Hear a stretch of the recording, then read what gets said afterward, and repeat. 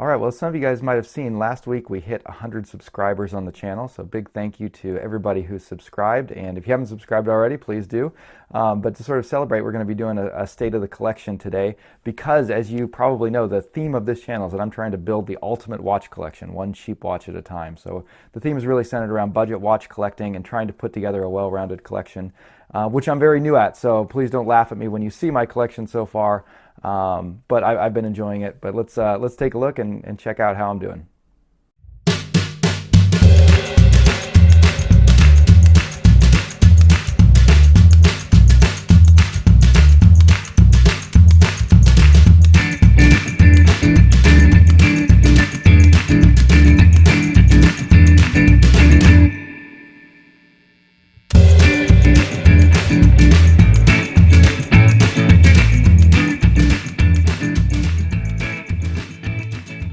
Okay, so this is my kind of budding watch collection. And so sort of what I'm going for, again, I'm trying to build a good, well-rounded collection of watches. And really, you know, the title of this channel is Just the Watch, and that kind of, I think, embodies the sort of collection I want. I want to be able to have a watch collection where I have just the watch for any given occasion. At the same time, being really new to watch collecting, I kind of want to have some first-hand experience with a lot of different kinds of watches, so I'm looking to get different complications and yeah, just try out new things and sort of feel through what it is I like. I want to start in the budget price range, and then my goal is to kind of, after discovering the sort of watches that I really appreciate and really wear on a regular basis and get a lot of use out of, then maybe look at something a little bit higher, you know, higher in quality in that style. So rather than just jumping straight into the mid or high end part of the market, I'd like to start with the lower range, kind of go through some budget options and try and feel my way through. So that's just kind of a little bit of the philosophy behind what this channel is about and what we're going for. And so I've got 9 watches in my collection right now, which, you know, I don't want like a huge collection.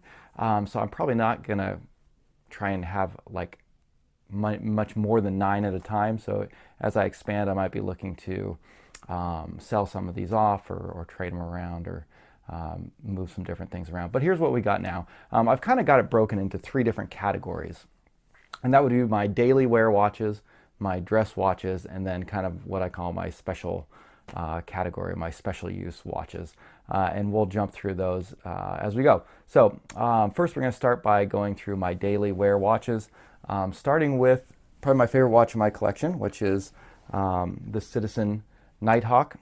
And this is a watch that I picked up a couple months ago, and I really like this watch. Again, one of the things that I really want in a watch, especially in a daily wear watch, is something with a GMT complication, so to be able to track a second time zone. My job, my profession, actually, I'm a missionary in Japan, so I live in Japan most of the time. I'm back in the States for a few months now, but we'll be heading back to Japan with my family later this summer. But I'm constantly trying to keep track of things in 2 different time zones, being the Japanese time and then time back here in America. So it's really handy for me to have that on my wrist to be able to quickly, at a glance, know exactly what time it is in either time zone. So the Citizen Nighthawk that I have here has that complication. It's also got that great pilot's bezel, which I'm still learning how to use, but it's really fun to have on there. And just overall, the fit and finish on this watch, I think, is really amazing. Second, I have my first automatic watch that I picked up, and this is the Seiko 5 SNK 803, so it's the cream dial version of it, and it's a little bit on the small side, I think, for my wrist, but yeah, it seems like it's okay. You know, I don't mind it being a little bit smaller, and again, you know, part of having being able to go through collecting different kinds of watches is to sort of try that out and not just kind of take people's words for it, that when they say, oh no, you know, 38 millimeters is too small, or 37 millimeters is too small for someone with my size wrist. It should be bigger, or some people want huge watches. So I like to be able to try on different watches and kind of see what works for me. And this has really given me the opportunity to do that. I love that it's an automatic. Like I said, I always want to get some automatic in my collection, even though I tend to prefer quartz watches just because I feel like in my price range I can kind of get more bang for the buck there.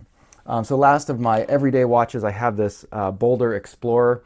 I actually saw this one on the, I was a member of Watch Gang for a little bit. And so I got into their Facebook group, and it's been fun, getting to meet people there and see the watches that come through. And this was one of the black tier subscriptions that came through, and I really fell in love with it. Again, it has that GMT complication on it.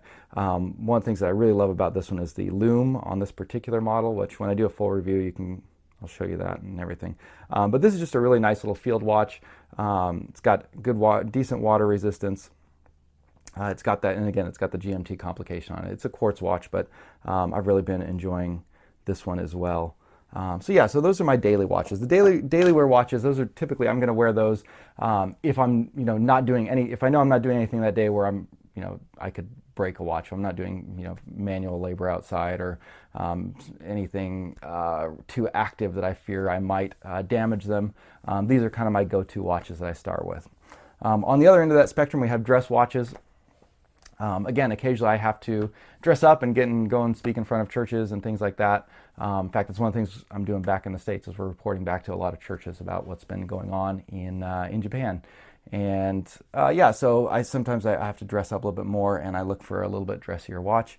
The first watch that I got in that line was this MVMT 40 series, which again I really like. I know a lot of people kind of look down on MVMT, but this was the first watch that I kind of did some research on and got myself. I didn't know much about watches at all when I bought it, and maybe I would have made a different choice knowing what I know now. But it was a great kind of first watch to sort of get me into wearing a watch again.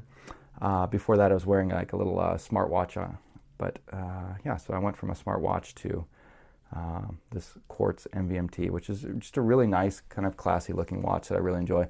One of the things that I do kind of like to try and do is to sort of match, especially with dress watches, the watch to the outfit that I'm wearing.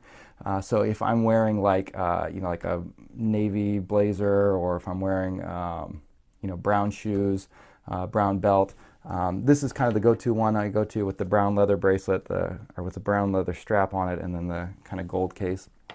But occasionally, if I have to dress up more, sometimes I do have to put on a full black suit, black tie. And especially Japan is a lot more formal than America, so there's a lot of these different ceremonies and things that you have to go to. So having an even dressier black watch with black strap, I think is a little bit more formal looking and matches a black suit better. So I have this one. This is an Acrobos. It's got a long number on after it, but actually it was a really inexpensive watch, but I've been really impressed with it. It's actually the only watch that I have that has a domed crystal on it. It's really thin. It doesn't have a second hand, which I thought might annoy me at first, but actually it's kind of cool not having a second hand. And you look at it and it almost looks like, you can't see the watch moving when you look at it, and it sort of gives you this sense of, time kind of standing still, whereas, with most watches you've got the second hand sweeping around. Some of them are open heart and you can see the movement inside like whirring away, and those feel a lot more kind of exciting and like something's going on. But this one, you just look at it and it's just completely perfectly still, but it's still keeping time. And I think that's just kind of a cool effect. It's something I didn't ever think about when I was looking at getting into a watch. So I sort of appreciate having one without a second hand to sort of see that difference. But those are my two main dress watches that I wear. Again, when I have to put on a suit or get a little bit more dressed up than normal. So going from there into the special case watches, these are watches that I got for specific reasons.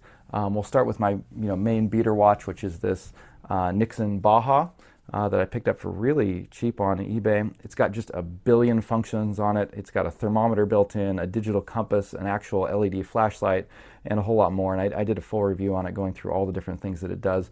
It's a pretty big size, but it's very comfortable. It comes on a custom nylon strap. And it's the kind of thing that I don't care if it gets banged around. This is what I'm going to wear if I'm working out in the yard, or if I go camping, or possibly even hiking or something like that. This is the sort of thing that I would put on and take with me there. So this is my main beater watch. Sort of right underneath this, and this actually turns out to be more of a daily wear, but I also have this Nixon Ranger that I picked up, actually found it at TJ Maxx for $50, and I really like it.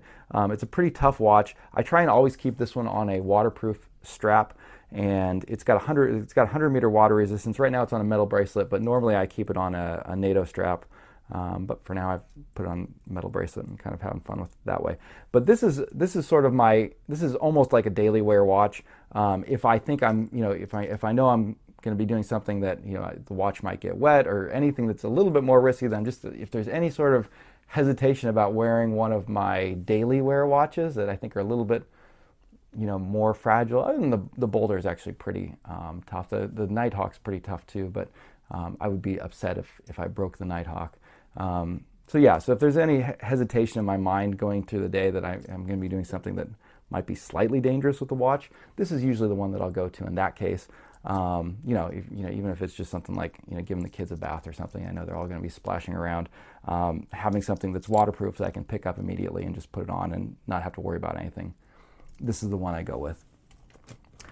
Next, we have kind of a odd one. So this is a Meager. So it's a Chinese watch I picked up off of Everbuying, which is a direct from China shipping site. It's the second Meager watch that I got. It's all right. It was only like $20, I think.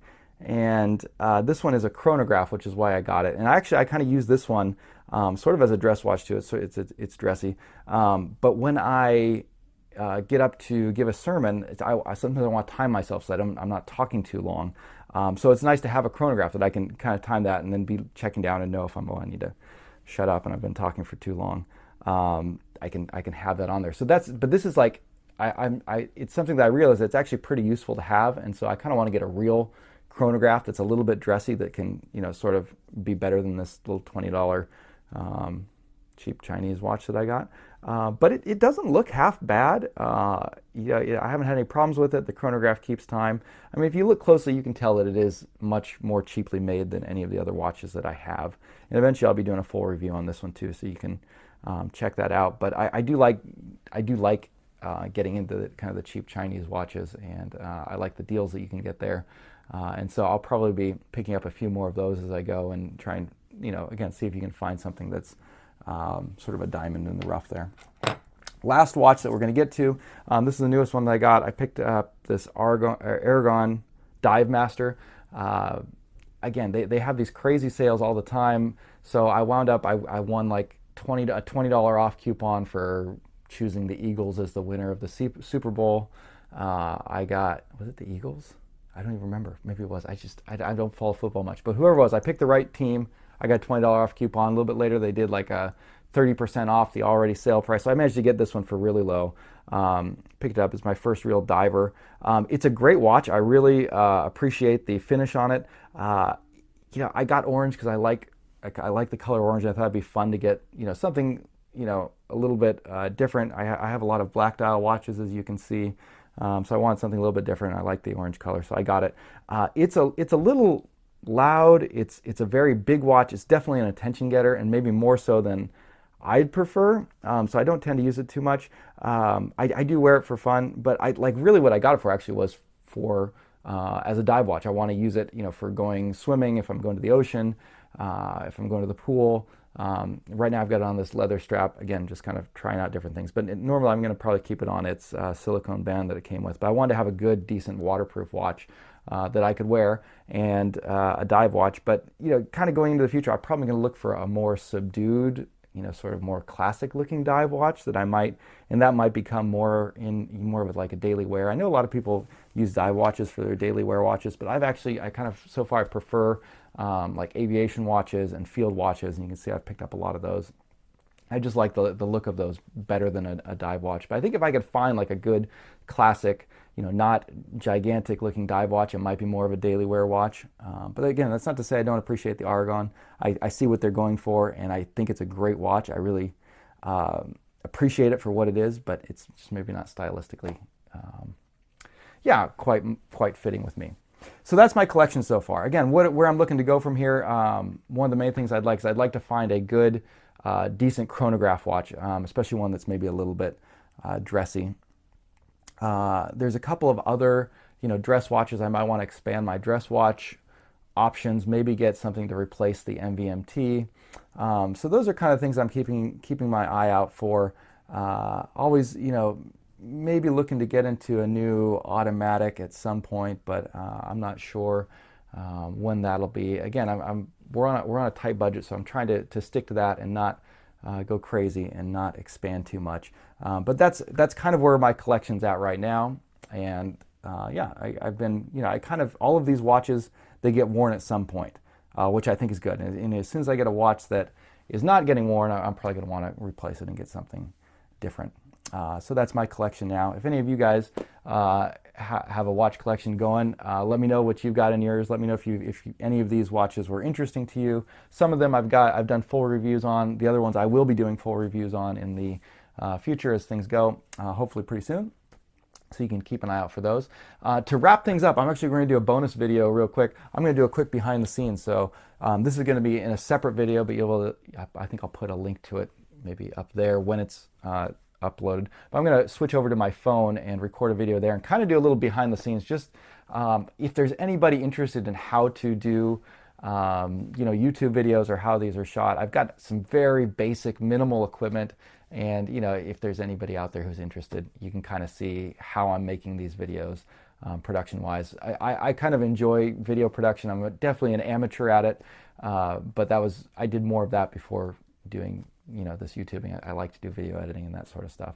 So I'll do a quick behind the scenes with my phone, and you can sort of see my studio, which is not a studio at all. I'm just sitting in a corner of my room. But anyways, if you're interested in that, hit the link above. As always, I hope you get a chance to subscribe, and that will wrap it up for today's State of the Collection. And hopefully I'll be able to do these from time to time as we get more subscribers, as things change up. And yeah, we'll see if I can actually build that perfect watch collection, one cheap watch at a time. So thanks for watching, and see you guys next time.